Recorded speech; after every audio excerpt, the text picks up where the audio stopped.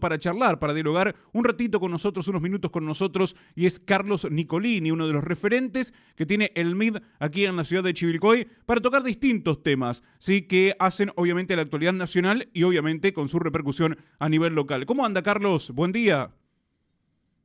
Hola, buen día, Eduardo. Muchas gracias por la convocatoria. Por favor, Muchas gracias gracias por conectarse con nosotros. Bueno, tenemos un poco de todo para tocar, ¿no? En relación a, bueno, en el día de ayer dio un pasito más con algunas reformas, con algunas modificaciones, lo que es, por ejemplo, el tema de la boleta única de papel, ¿no? Que aparentemente se va a empezar a implementar en la provincia de Buenos Aires, una cuestión que nosotros ya venimos charlando desde hace algunos años. Dicho sea de paso, y usted lo viene planteando también en las redes en cada oportunidad que se presenta con el MID. Sí, sí, déjame que le dé un marco a esto. Y Sí. en esto voy a hacer una digresión.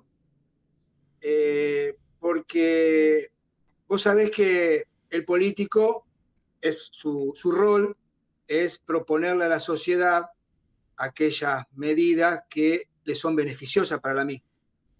El rol del periodista es informarle sobre los hechos que están ocurriendo en el día.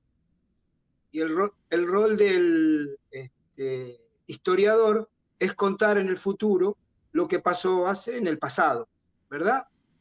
Bueno, muy bien. Yo te tengo que felicitar a vos, porque vos has sido uno de aquellos periodistas que en su momento, cuando en el 2022, cuando nadie hablaba del tema y nosotros sacamos el tema de la palestra, lo pusimos en la página del MID como una propuesta hacia la sociedad.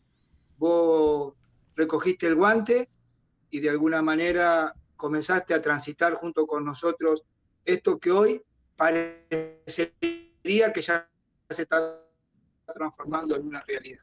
Así que nosotros hemos cumplido con nuestro rol.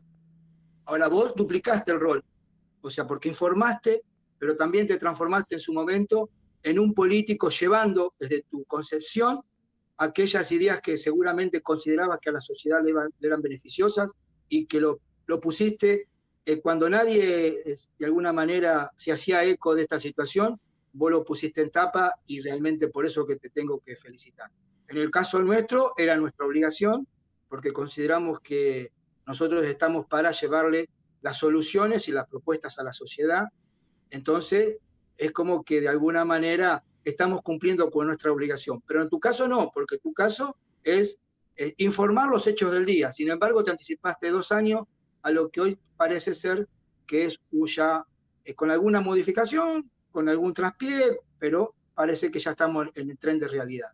Así que déjame que en principio haga este comentario porque me parece muy valioso y me parece que vale la pena resaltar cuando alguien se anticipa a la jugada y realmente vos, como dicen los chicos de hoy en día, la viste y bueno, hiciste lo que tenías que hacer, La que era verdad, anunciarlo a la... consideraba que por ahí iba a tomar un poco más de tiempo. ¿Qué quiere que le diga? Si tengo que ser sincero. Porque, a Bueno, ver, es un tema que venimos charlando con diferentes legisladores, con diferentes referentes políticos, sí. como en su caso, pero es que nunca terminaba, digamos, de tomar forma. Y porque no estaba, era un tema que no se estaba en la agenda. Era un tema que estaba en la agenda y no estaba en la agenda porque no era prioridad para la clase política, porque obviamente, ya lo hablamos, todas las cuestiones que detrás de la boleta única de alguna manera uno puede tener actitudes no santas, ¿no? En cuanto a lo económico y en cuanto a lo político. Entonces, pero ya lo habíamos visto nosotros que este gobierno venía con hacer algunas propuestas y algunos cambios, algunas reformas que nos pueden gustar algunas más, otras menos, pero venían muy decididos. Hemos visto al que hoy es jefe de gabinete también muy decidido a implementar reformas de este tipo, preocupándose y de alguna manera negociando todo lo que haya que negociar para concretar los objetivos.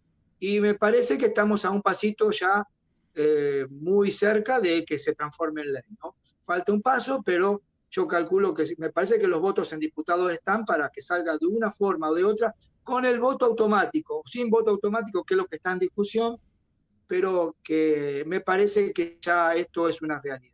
Y esto es lo más importante, Sí, ¿no? sí, sí, sí. Que, que la sociedad vaya viendo que hay cosas que se pueden hacer, que hay reformas que se pueden llevar a la práctica, que no todo es no, hay algunas cosas que de pronto negociando, en el buen sentido de la palabra, porque la democracia es eso, es negociar, porque hay muchas fuerzas pugnan por entrar al poder, pero se pueden hacer cosas que van en beneficio de la sociedad.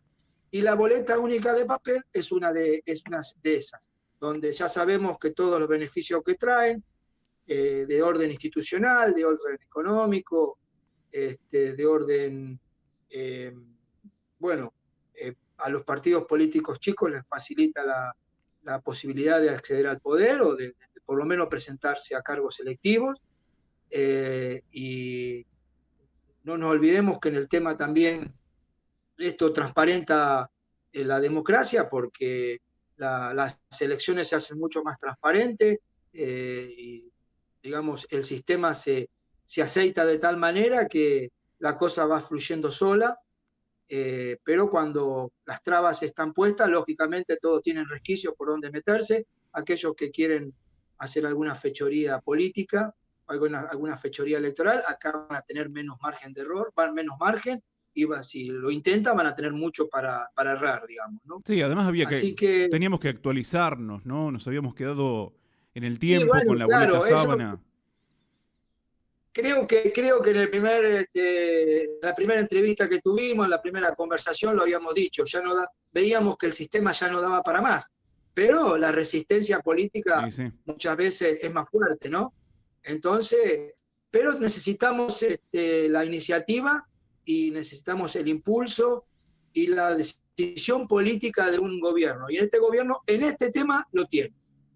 Y bueno, esto lo habíamos visto cuando ya hablaba el que hoy es presidente, cuando hablaban muchos de sus asesores, que realmente había decisión política para implementar algunas reformas. Esta era una, faltan muchas, pero es un pequeño paso que realmente nos deja muy satisfechos porque vemos que a la sociedad se le está devolviendo lo que está requiriendo, que esto era al fin de cuentas era un requerimiento que hacía la sociedad a la clase política. Muchachos, necesitamos un sistema electoral transparente, un sistema electoral mucho más honesto, y que en términos económicos ahorremos mucho más dinero, porque en definitiva es siempre el que termina pagando es el contribuyente por intermedio del Estado, pero el contribuyente es el que termina pagando. Carlos, Así que ¿se irá por las PASO ahora? ¿Cómo lo ve? Porque también es otro tema que está en discusión, ¿no? Si seguir sí, haciéndose, si no seguir haciéndose. ese tema está en discusión. Yo creo, te voy a decir lo que yo pienso desde la profundidad de las entrañas. Para mí hubo una negociación donde se hubo que resignar pasos para concretar este paso. ¿Se entiende lo que digo? Sí, sí, O sí. sea, el gobierno tuvo que resignar pasos y tuvo que resignar alguna otra reforma para poder lograr esto, porque fue muy contundente el triunfo ayer del Senado. Fueron 37, creo que hubo 37 a 39 a 30. Y no se tenían esos números, ¿eh? Estaba muy parejito. Por eso que la vicepresidenta lo postergó 3 o 4 veces, Claro. el tratamiento en el Senado, porque veía que los números no daban, ¿no? Entonces hubo que hacer algo se hubo que resignar. Yo creo que va por el lado de las PASO, ¿eh? Porque viste que en el canje, digamos, de reforma política, bueno, resignamos algo para poder llegar a un logro de otra reforma. Así que a mí me parece que igual que ficha limpia está muy paradito, es otro desafío que tiene la sociedad también, eso está muy paradito, pero bueno, así es la política. Si queremos democracia tenemos que acostumbrarnos a esto. Esto es la democracia, los sistemas autoritarios van por otro lado, a lo mejor las cosas se solucionan mucho más rápido, pero esto es así. Ya los sistemas autoritarios, a nosotros, a la sociedad argentina, ya en el 83 decidió que nunca más, Así que tendremos que ir paso a paso, despacio, pero realmente negociando cada ítem, cada lugar, como para poder lograr un objetivo mayor, que en este caso es cambiar de cuajo por lo menos el tema electoral, las elecciones. Después, yo también me hubiera gustado que se eliminen las PASO, porque ya creo que lo hablamos Sí, sí, sí. la otra conversación, y yo estoy totalmente en desacuerdo, así que a mí me hubiera encantado incluso que incluyan también ficha limpia y otra serie de requisitos para acceder a cargos públicos, pero bueno, vamos paso a paso. Yo creo que esto ha sido un gran logro, pero permitime resaltar nuevamente la conciencia de gente, de periodistas como vos, que no les corresponde en su rol, pero que desde su micrófono, eso que es muy potente, empujan y de alguna acompañan para que la sociedad pueda ir logrando cosas que realmente son muy beneficiosas.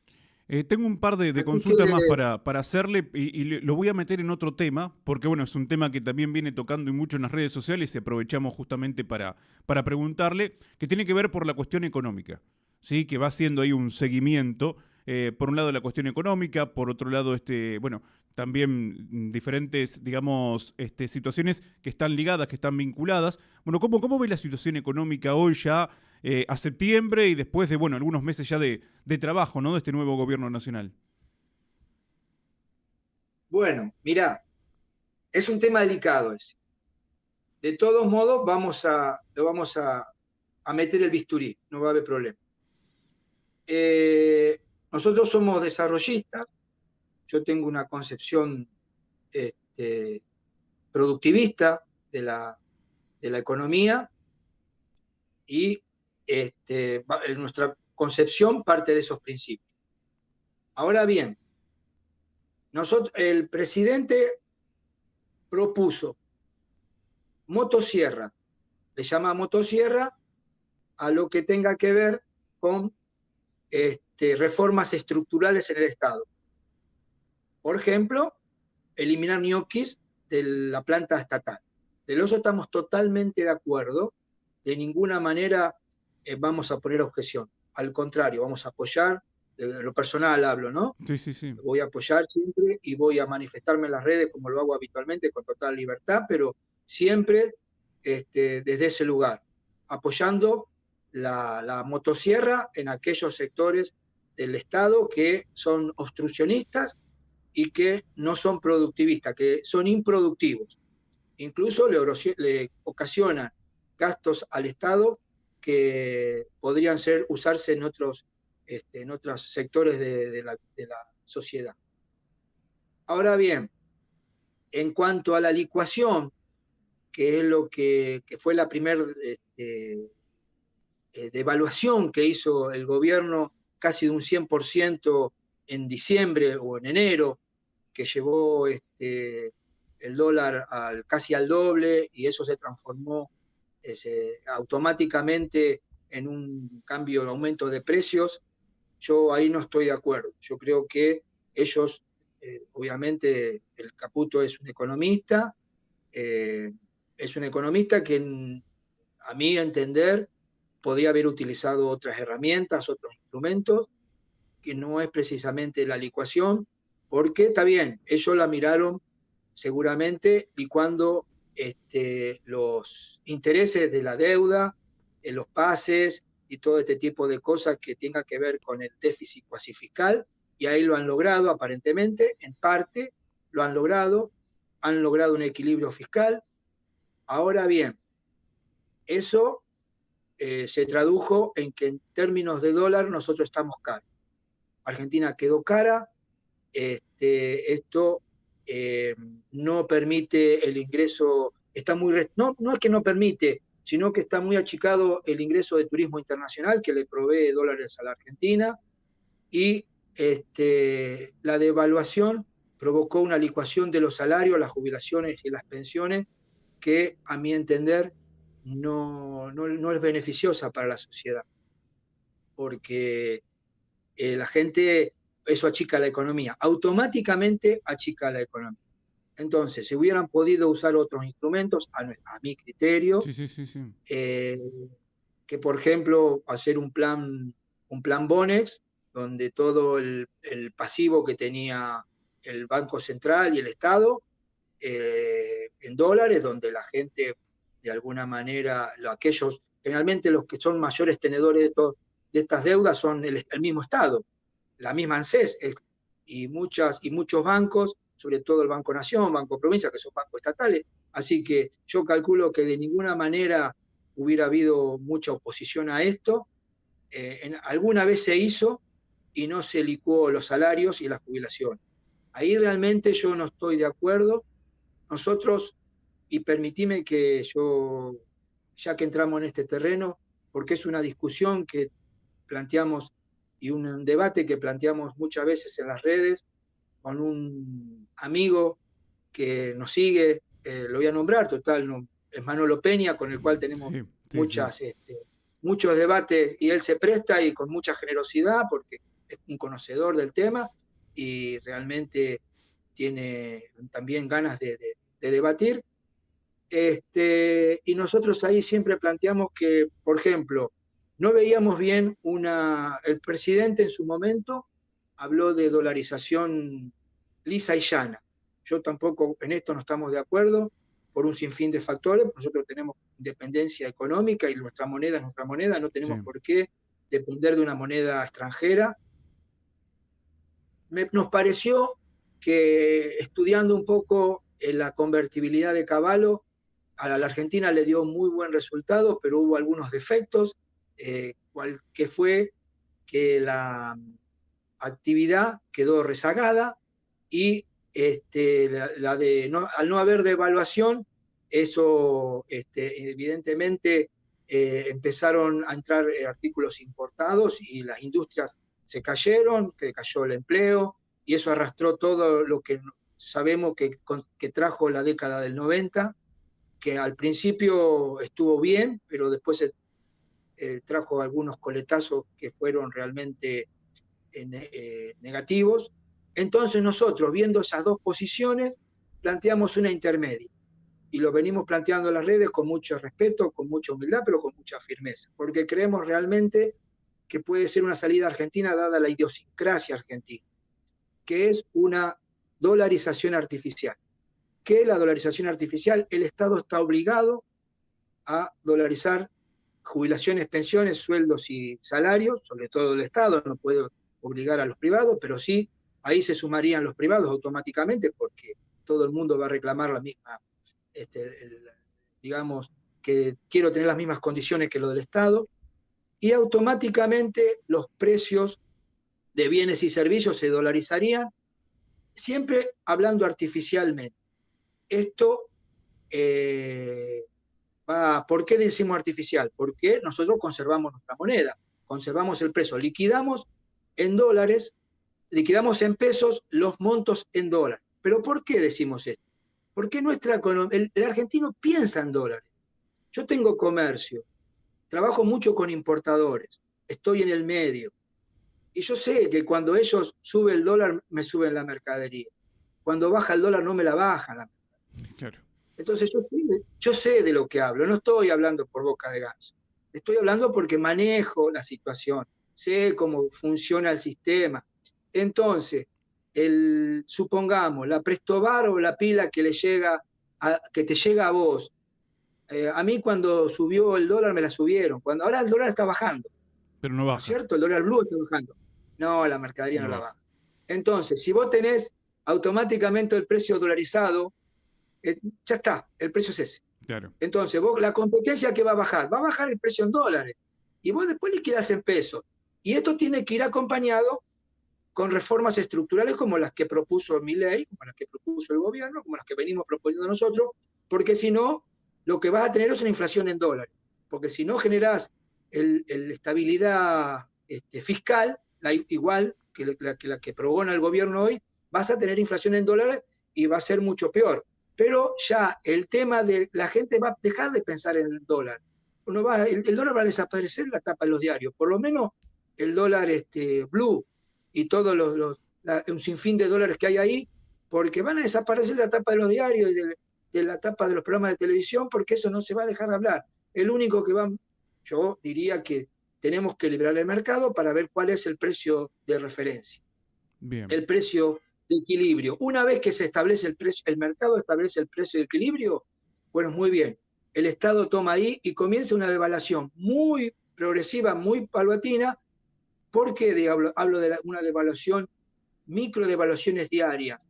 Porque no nos olvidemos que la estabilidad de la convertibilidad, uno de los errores que cometió fue ese, anclar el dólar, y eso nos llevó después a la devaluación que tuvo Duhalde, acompañada por el radicalismo, que de alguna manera yo creo que salvó a la Argentina. Si vos me preguntás a mí mi opinión personal, yo creo que Duhalde y Alfonsín, más allá de que en lo político, que no comparto lo que hicieron con De la Rúa, que acompañaron de alguna manera en lo político la caída de la Rúa, pero en lo económico fueron bomberos de la Argentina. No nos olvidemos que a partir de ahí, y yo de ahí comparto también, tuvimos muchos años de crecimiento Argentina prácticamente a tasas chinas. Increíble para lo que venía haciendo Argentina en el 2000. Increíble, una cosa digamos, Argentina se puso en funcionamiento y Argentina creció al 8, al 9, al 10% la actividad económica, lo que llamaron la década ganada, que en esto, si lo medimos y hablamos en estos términos, tenemos que darle la derecha porque efectivamente fueron años ganados en cuanto a actividad económica.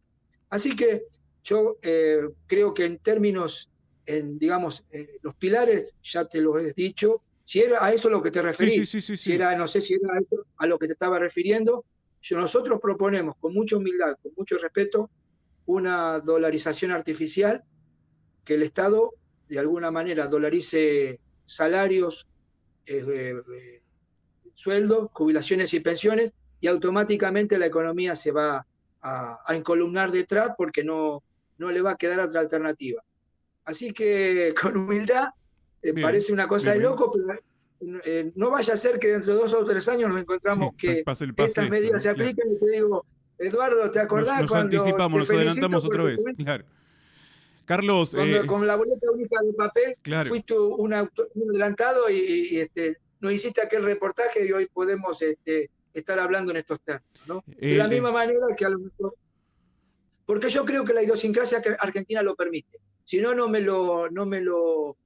ni me lo plantearía. Pero digo, esta sociedad es bimonetaria, la sociedad argentina ahorra en dólares, no ahorra en oro, no ahorra en soja, no ahorra en ladrillos. En una época ahorraba en ladrillos, después de la década, creo que fue la década del 60 y pico, después del Rodrigazo, la sociedad entendió que debía cubrirse en dólares. Fue un instrumento muy accesible, muy sencillo, que tenía a mano de la gente. Bueno, entonces no daba para comprarse una casa, para comprarse un lote, podían ir a la casa de cambio, se compraban dólares, calculo yo en la década del 60, del 70, yo nací en el 66, pero me imagino que la historia de la Argentina fue siempre muy parecida.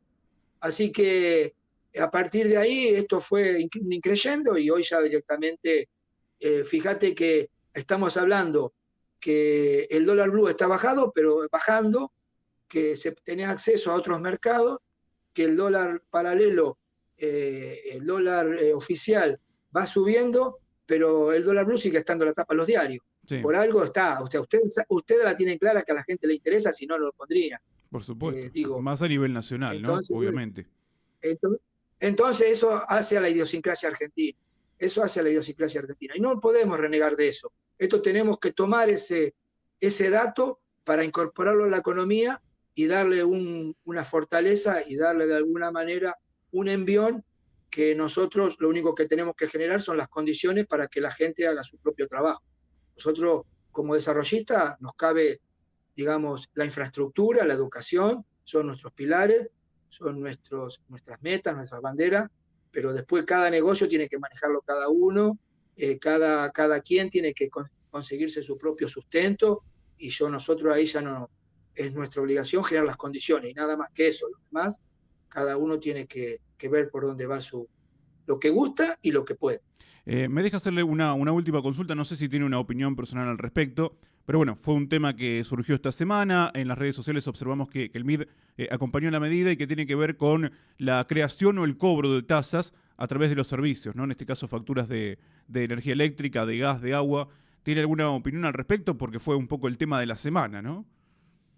Sí, sí, y muy interesante el debate, porque ahí yo lo voy a denominar así, lo voy a poner un título, es una pulseada, a mi entender. A mi entender es una pulseada entre el gobierno nacional, más que el gobierno nacional, yo diría el ministro de Economía y los municipios. ¿Por qué le llamo pulseada? Porque el ministro está obligado a sincerar tarifas. Está obligado a sincerar tarifas de gas, de luz, de agua, y se encuentra con un palo, una traba en las boletas de luz, que son las tasas, que prácticamente duplican el valor digamos, de lo que tenga que ver con lo que paga el consumidor. Esto es digamos, una traba para el ministro poder sincerar totalmente las tarifas, porque supongamos un ejemplo, si el consumidor entre el ítem y el impuesto paga 10, más las tasas, va a pagar 20. Esto no le impide, pero de alguna manera, si eliminadas las tasas, ese 20 sería todo sinceramiento de tarifa. ¿Se entiende lo que digo, Sí, verdad? sí, sí. Entonces, esa pulseada que argumentan del ministro, argumenta que esto genera inflación. De los municipios, argumentan que los desfinancia. Y tienen razón. El ministro argumenta que los dos casos tienen razón. Ahora, esta pulseada, a mi entender, la tendría que ganar el gobierno nacional. ¿Por qué? Porque allí los municipios deben proveerse del financiamiento directamente por ellos mismos, porque están usando los servicios esenciales para poder cobrar aquellas tasas que de otra manera tal vez el ciudadano o el contribuyente evitaría pagar. Tasas, vos sabés que si agarrás una factura de luz, de agua, de gas, encontrás de todo tipo, tasa de seguridad y higiene, hasta los bomberos se financian con la tasa, hay una tasa de financiamiento de bomberos, asociación para financiar los hospitales, ni que hablar del alumbrado, barrido de limpieza, servicios de sepelio, aparecen en algunas boletas de luz, de gas y de agua, cuotas sociales que no sabemos a qué se refieren, otro tipo de ordenanza que también se financian de alguna manera anclando estas tasas a la factura de la luz, del gas, porque la gente obviamente, si no pagan esa factura, le cortan el Sí, servicio. sí, Entonces, sí. aprovechando esa posibilidad, los municipios muy inteligentemente han hecho acuerdos con las empresas y de esos acuerdos han incluido en las facturas estas tasas. Ahora bien, me parece que ahí, en cuanto a lo que tenga que ver con quién yo estoy de alguna manera de acuerdo, es con el gobierno nacional. Yo creo que hay que desanclar esos acuerdos, hay que de alguna manera eliminarlos y que los municipios se provean o se financien con sus propias partidas o enviándole directamente a los contribuyentes sus propias boletas, de las tasas que ellos consideren que tengan que aplicar. Ahora, vos fíjate que la resolución la resolución del que apareció en el boletín oficial que envió el ministerio es muy contundente, muy clara y muy contundente. Es la resolución 267/2024. Dice, queda prohibido incluir cargos ajenos a la naturaleza del servicio. Muy claro y muy contundente lo que apareció en el boletín oficial. Queda prohibido incluir cargos ajenos a la naturaleza del servicio. Las facturas de servicios esenciales, ejemplo, luz, agua y gas, deben contener de forma única y exclusiva la descripción, esto que es gas, y el precio, 20 pesos, correspondiente al servicio contratado. Excluye totalmente todo tipo de tasa. Vos fijate también que esto es muy interesante. ¿Por qué los gobiernos nacionales de alguna manera hacían la vista gorda a esto? ¿Y por qué destapa la olla este ministro? Porque el IVA es un impuesto nacional. Claro. Y si vos mirás la factura, debajo de las tasas, debajo de la descripción, que sería el gas, el agua, debajo vienen las tasas. Y por último ponen el IVA. El IVA era el 21 de todo, y quien lo cobra era el gobierno nacional. Hacía la vista gorda. O sea, ahí estaban todos, de alguna manera, el que pagaba el contribuyente, ese IVA no correspondía a las tasas. Si el IVA era del gas, de la luz, del gas. Sin embargo, el contribuyente pagaba el IVA de tasas, de sepelio, de bombero, de higiene, que a lo mejor no le correspondía, y sin embargo estaba pagando ese IVA. Todo esto, por eso que te digo, ¿por qué yo digo que habría que darle la derecha al ministro? Porque desata todo ese nudo. El contribuyente ya no paga más, va a pagar solamente el IVA, el 21% de solamente el servicio público, y no de todo eso. Así que bueno, Muy claro, creo que de Carlos. alguna manera, Sí. si tenés alguna duda, pero me parece que la cosa va por ahí. Perfecto. Déjame dos que te apuntale un apartadito y te voy a dar una primicia. Un apuntalamiento o un comentario. Quiero resaltar y quiero felicitar, voy a ser extensivo, a Eduardo Falcone por la nota que hizo el otro día en un diario colega de ustedes, un diario nacional, que es muy recomendable, que se titula ¿Es el subdesarrollo, doctora? Es una nota que escribió Eduardo. ¿Por qué la resalto, Eduardo? ¿Por qué quiero resaltar? Porque allí establece los pilares del desarrollo y habla de lo que a nosotros nos quita el sueño, que es el subdesarrollo. La nota dice, ese es subdesarrollo, doctora. Por eso quería resaltarlo, que déjame que haga este apartado, porque muy interesante para que todos aquellos que nos están mirando, y vos mismo, si alguna vez lo querés convocar para esa misma nota, que está interesantísima. Es una nota de alto vuelo, de alto nivel.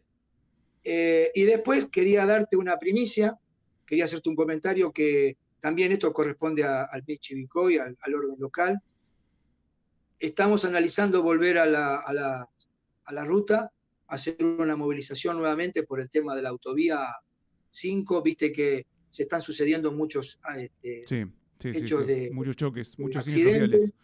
Ayer casualmente hubo otros muy cerquita, en el kilómetro 158. Así que estamos en tratativa con otros partidos políticos. Esto está en las preliminares. Bien. Con el PRO, con otros partidos estamos trabajando juntos, pero están preliminares. Hemos pedido de alguna manera la opinión de Eduardo Falcone, que él es referente y tiene que de alguna manera decir su opinión. Él nos dio el aval, de alguna manera no va a participar en la construcción de la nueva movida, del nuevo reclamo, porque no le corresponde, obviamente tiene que cuidar sus formas, pero sí entiendo que por lo que dijo, si el día que se haga el reclamo, se va a hacer presente. Calculo que va a ser como siempre en la intersección de Ruta 30 y Ruta 5, un lugar muy apropiado, así que él se va a hacer presente.